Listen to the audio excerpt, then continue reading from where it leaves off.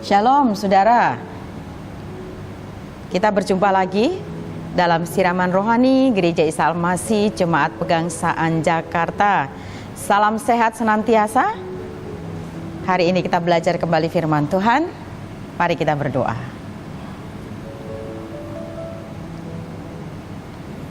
Bapa Surgawi, kami mengucap syukur untuk hari ini.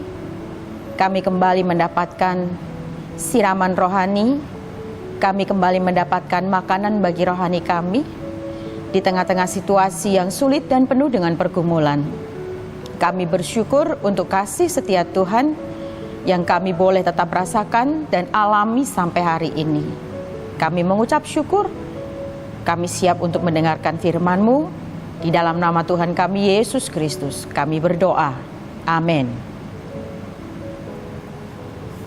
Bacaan kita pada hari ini diambil dari Mazmur pasal 38 ayat 1 sampai 22. Bacaannya cukup panjang saudara. Mazmur 38 itu isinya, perikopnya, doa pada waktu sakit saudara. Pasalnya 38 ayatnya 1 sampai 23, tapi saya tidak akan membacanya semuanya saudara. Di situ dikisahkan tentang Daud yang sedang mengalami sakit dan pergumulan yang sangat berat. Saudara, saya pernah menerima sebuah artikel yang menarik saudara. Salah satunya di situ dituliskan begini, hidup itu mudah, yang bikin ribet itu kita. Saya ketawa saudara. Oke. Sebagai contoh adalah imbas dari wabah COVID-19. Nah saudara, bosan gak bosan saudara akan dengar terus hal ini ya saudara ya. Memang benar saudara, virus ini menjadi ancaman yang serius yang harus ditangani dan diatasi. Banyak negara saat ini termasuk Indonesia yang sampai hari ini masih harus menerapkan social distancing. Anak-anak sekolah yang diharuskan di rumah pun itu banyak loh saudara, memiliki respon yang bermacam-macam. Ada yang fine aja ya, yang seharusnya mereka seperti teman-teman yang lain, tapi mereka karena udah terbiasa, beberapa kali pelajaran pun dilakukan secara online, ya mereka fine-fine aja untuk tinggal di rumah saudara. Ada yang fine karena sudah terbiasa belajar dan disiplin diri, sekalipun tidak sedang berhadapan dengan guru, tetapi di rumah tanpa diminta, tanpa disuruh, mereka sudah punya jam-jam untuk belajar saudara. Jam pagi aku bangun jam berapa, aku belajar apa, setelah itu aku les sendiri di rumah, aku mengerjakan sesuatu yang aku bisa lakukan selama masa liburan ini. Yang jadi ribut adalah saudara, buat sebagian anak-anak katanya libur sekolah itu membosankan saudara ya. Bosan karena mereka tuh nggak dapat uang jajan katanya, bosen bu nggak dapat uang jajan saudara ya. Libur sekolah menjadi membosankan, nggak ada uang jajan, nggak ada uang saku katanya. Bosan juga, nggak enak katanya, mama lebih galak dari guru-guru yang ada di sekolah. Nah buat mama-mama mendadak menjadi guru itu akan menjadi sebuah kisah tersendiri saudara, kisah sepanjang kurun waktu ini. Mungkin nanti akan muncul film yang kedua dari nanti kita cerita tentang hari ini ya saudara. Saya nggak sedang di-endorse oleh production house-nya saudara, tapi hari ini pasti berat untuk kita. Hanya jika kita jalani dengan benar saudara, maka esok kita akan bisa cerita tentang hari ini saudara. Baiklah, terlepas dari itu semua, dari kita yang sedang bosan saudara, karena nggak biasa seperti ini saudara. Kita nggak bisa bertatap muka secara langsung, kita nggak harus jaga jarak, kita nggak bisa melakukan hal-hal yang seperti sedia kala kita lakukan saudara. Kita bosan berada di tempat, beberapa tempat sudah ditutup, toko-toko sudah mulai tutup, mungkin ada beberapa yang nggak berani jualan, ada beberapa yang harus terpaksa juga tetap jualan dengan risiko yang tinggi. Saudara, lepas dari itu semua, saudara pernahkah kita membayangkan situasi yang dialami oleh mereka yang berada, yang posisi mereka itu positif dari COVID-19 ini loh saudara. Mereka diisolasi, keluarga nggak bisa mengunjungi, bahkan ketika meninggal pun tidak bisa ikut menguburkan saudara. Bagi yang sedang dirawat, mereka harus terbaring dengan banyak alat dan obat yang dimasukkan ke dalam tubuhnya saudara. dan dibaringkan bersama dengan pasien lain yang kapan saja pasien itu atau di sebelahnya atau mungkin di seberangnya atau yang bersama dengan mungkin duluan meninggal, saudara. Hidup mereka benar-benar ada dalam bayang-bayang kematian, saudara, tanpa hiburan dan tanpa teman, saudara. Nah, seperti inilah menderitanya pasien COVID-19, saudara.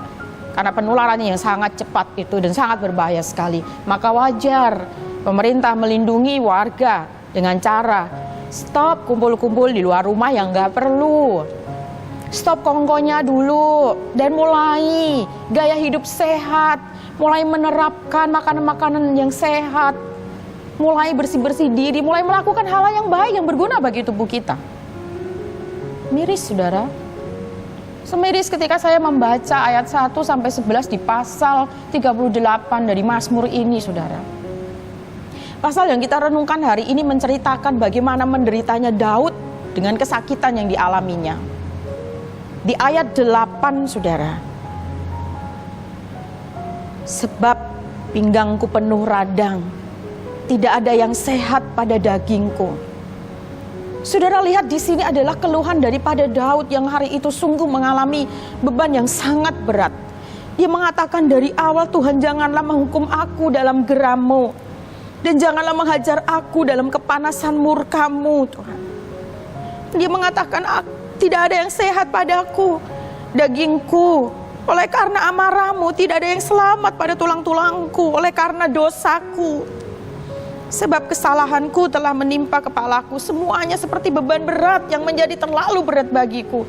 Luka-lukaku berbau busuk bernanah oleh karena kebodohanku. Aku terbungkuk-bungkuk, sangat tertunduk. Sepanjang hari aku berjalan dengan duka cita. Saudara, ia berseru di ayat 11.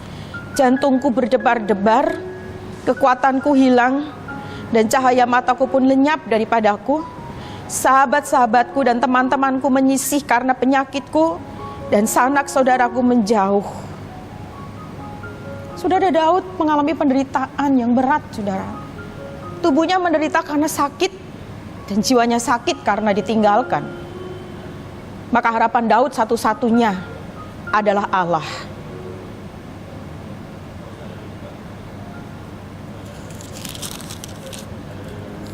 Ayat 22 dan 23.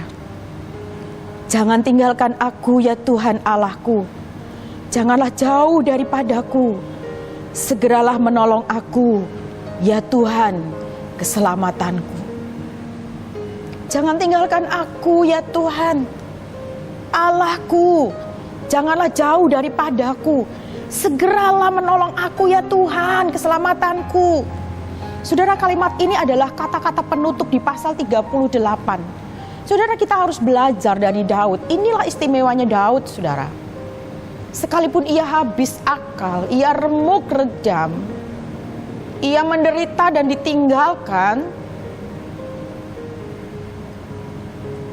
dia tetap ingat, dia punya Tuhan. Dan Tuhan sajalah tempatnya bersandar dan berharap. Itulah kekuatan Daud setiap kali dia menghadapi pergumulan yang berat di dalam hidupnya. Pergumulan apapun yang kita hadapi. Tidak ada satu orang pun yang menginginkan ada di dalam pergumulan, ada dalam persoalan, ada dalam masalah. Tetapi kita bukan orang yang kebal terhadap semuanya itu. Hanya tadi, saudara, hidup itu mudah, yang bikin ribet itu kita. Hidup itu indah, yang bikin ruwet itu kita, saudara. Itu kata artikel, saudara, yang saya baca. Bapak, Ibu, Saudara yang dikasih Tuhan, mungkin kita tidak sedang berada di situasi yang sama seperti yang Daud alami. Kita tidak berada di posisi sebagai pasien ataupun keluarga pasien. Tapi ingatlah, hari ini di sekitar kita ada mereka yang sedang berjuang melawan sakitnya. Di sekitar kita ada tenaga medis yang berjuang agar tidak tertular sementara mereka merawati pasien. Di sekitar kita ada mereka, para pekerja harian, para buruh kasar yang harus bekerja, mencari nafkah setiap hari, sekalipun dengan risiko yang tinggi. Tidak bekerja, tidak ada uang masuk, dan tidak ada makanan yang bisa dimakan. Itu artinya kelam sudah kehidupan mereka. Itu ada di sekitar kita. Mereka ada dalam kondisi degap-degup jantung, was-was dengan penularan dan cemas akan apa yang akan terjadi besok-besok. Kita yang hari ini mengatakan, aku sudah bosan ada di rumah. Kita yang hari ini mengatakan, enggak enak ada di rumah terus. Kita yang hari ini masih bisa bernafas dengan lega. Mari lihat mereka yang menderita. Lihatlah mereka seperti Tuhan melihat mereka. Akses kita memang terbatas, saudara. Kita juga bukan ilmuwan yang mampu mengembangkan vaksin atau antivirus COVID-19. Kita juga tidak bisa mengunjungi, kita tidak bisa mendatangi tempat mereka yang dirawat, tempat mereka yang menderita. Akses kita terbatas. Maka hari ini, saudara, pelajaran yang kita dapatkan, ketika aksesmu terbatas, ketika akses kita terbatas, saudara, ada akses yang tidak memiliki batasan. Ada hal besar yang dapat kita lakukan dengan akses yang tidak ada batasnya, saudara. Akses aman kita adalah melalui doa. Menaikkan doa dan permohonan kepada Tuhan yang tak terbatas. Berdoa secara serentak dan terus menerus. Berseru dan berseru memohon belas kasih Tuhan. Menaikkan doa, pujian dan penyembahan kepada Tuhan dengan tidak jemu-jemu. Memohon ampunan dari Tuhan. Memohon tuntunan dari Tuhan. Dan kita semua dimampukan untuk melakukannya. Mari kita yang ada di rumah, saudara, kita punya akses yang aman. Akses kita adalah doa. Permohonan kepada Dia yang tidak pernah ada batasnya. Dia tidak terbatas, Dia yang berkuasa. Sebagaimana firman Tuhan di dalam Yakobus pasal 5 ayat 16, bahwa doa orang yang benar, bila dengan yakin didoakan, sangat besar kuasanya. Tetaplah berdoa, tetaplah memuji Tuhan, tetaplah dalam edisi kita, stay at home, di rumah saja, dan sambil terus berdoa kepada Dia yang Maha Kuasa, yang tak pernah terbatas oleh apapun dan dibatasi oleh siapapun. Tuhan Yesus memberkati. Mari kita berdoa.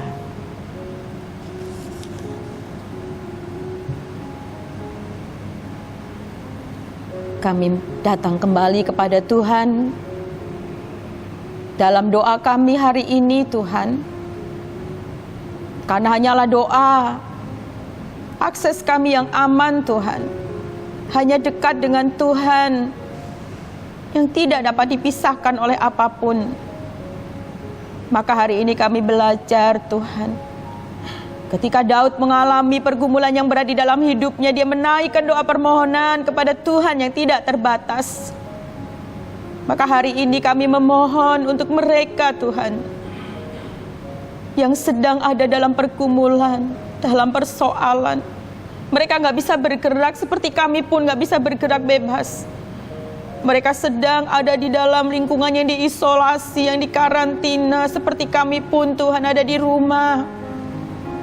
Dengarkanlah kami, Tuhan, di dalam doa dan seruan kami, untuk memohon pengampunan dan belas kasih, Tuhan, bagi negeri ini, bagi bangsa ini, bagi tanah ini, Tuhan.